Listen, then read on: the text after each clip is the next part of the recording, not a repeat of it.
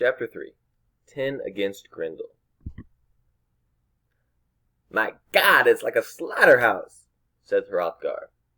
He had got over his despair. His eyes were angry, and his mouth was set in a tight, grim line as he watched the servants mopping and scrubbing the blood from the ivory hall. His wife, Waltheow, laid her hand on his arm. "Husband," she said simply, "who could have done this terrible thing?"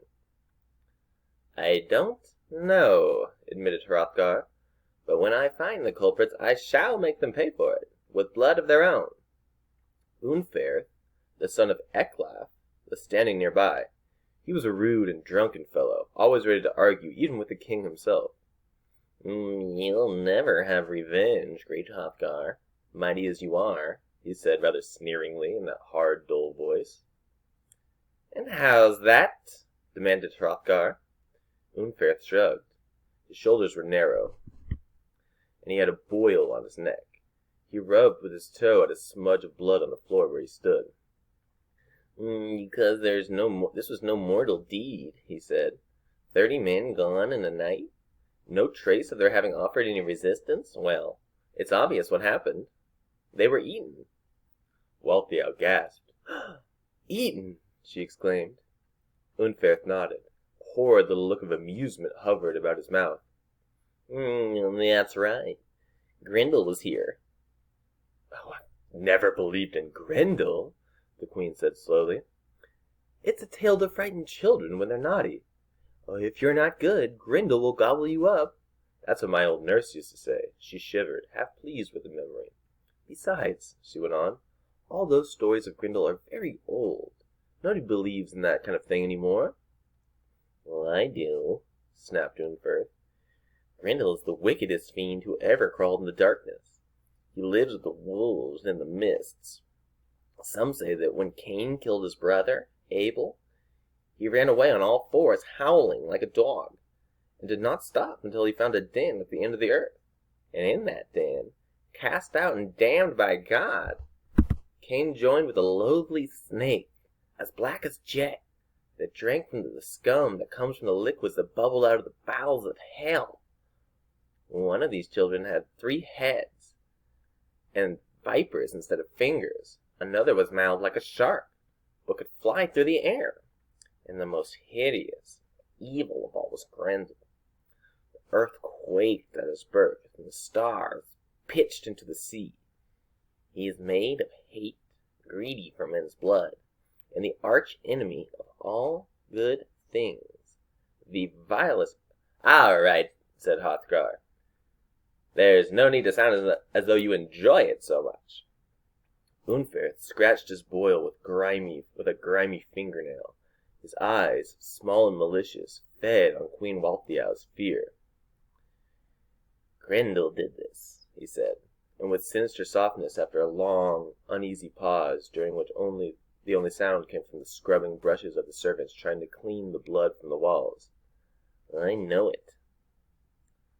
"I believe you do," Hrothgar said. "It takes an evil nose to smell the devil." Waltheow tossed her golden hair. She said, "If it is true, and there is such a wickedness at work in the night, then who can withstand it? The fiend must be angered by the shining hall you've built, husband. The happiness of the harp, the song of the poets, the laughter of your warriors, all this must bruise his vicious heart." "That's right," sneered Unferth. "Grendel will be back, and next time it will be worse." He looked sideways as he spoke, as if fascinated by the prospect. Hrothgar nodded grimly. "Well, let them come," he said. "He will not be made welcome." "What will you do?" Waltheow asked. "I shall wait for him," promised Hrothgar. "This night, and every night. I shall wait for him with the 9 lords who have the bravest hearts and the sharpest swords in the land of the Danes. No child of Cain is going to ruin Hall Heorot." Unferth took a swig from his drinking horn. Aloud he praised Hrothgar's courage. Silently he drank a toast to the demon Grendel. 9 warlords came to Hrothgar's call.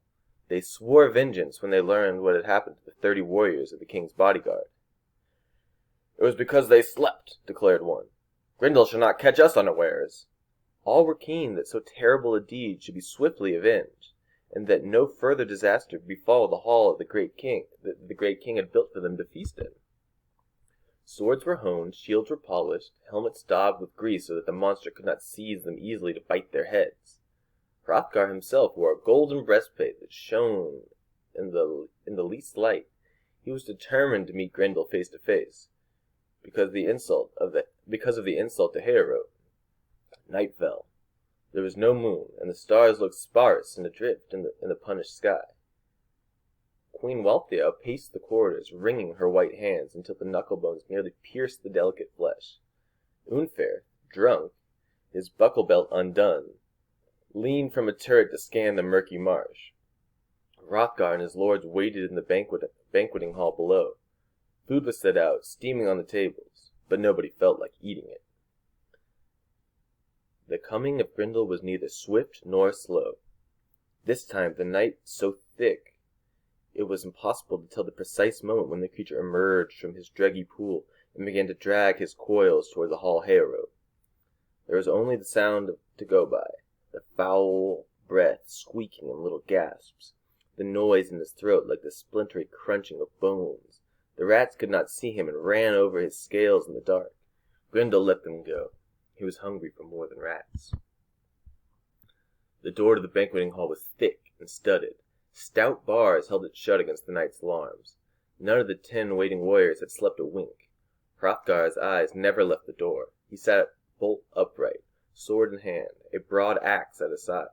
The others were in similar attitudes. But they had no chance against the fury of the beast.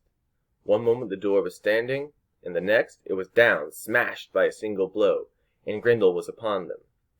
Hrothgar was not able to remember rightly what happened then, nor exactly how he managed to escape with his life. The hall was a confusion of swords and blood, the brave lords hurling themselves at Grendel, and the fiend snatching them in his claws and snapping their backs as if they were no more than toys. Man after man went into those terrible jaws, and still Grendel came on, unsatisfied, his green eyes glaring, his slimy skin not even scratched by the hacking axes. It was as if the night itself had poured into Hall Heorot, killing and eating more men, the creatures of the day.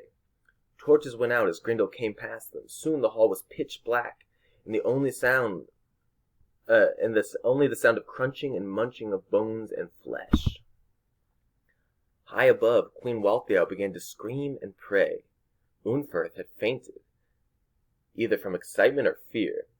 A burning brand he had been holding in his hand rolled down the stair. The queen got hold of it. The flame licked at her fingers. She cried out in agony and threw the thing down in the dark where the monster was. The brand missed Grendel, but it crashed on the floor beside the prostrate figure of Hrothgar, singeing his red hair where the great horned helmet had been knocked off. Perhaps this saved her husband's life. His golden breastplate shone like a holy light in all that dark. Even the baleful green of the monster's eyes seemed to dim before it. For whatever reason, Grendel hesitated for a moment. Wealhtheow, seizing her chance, wanting to die with the man she loved, flew down the stair and flung herself on her husband's unconscious body. Her blue cloak covered him like a wing. Thinking him dead, she kissed him and moaned his name. "Hrothgar! My lord! My love! Hrothgar!" Then she fainted. When she awoke, the king was still in her arms, badly wounded but alive. Her blue cloak was dark with blood.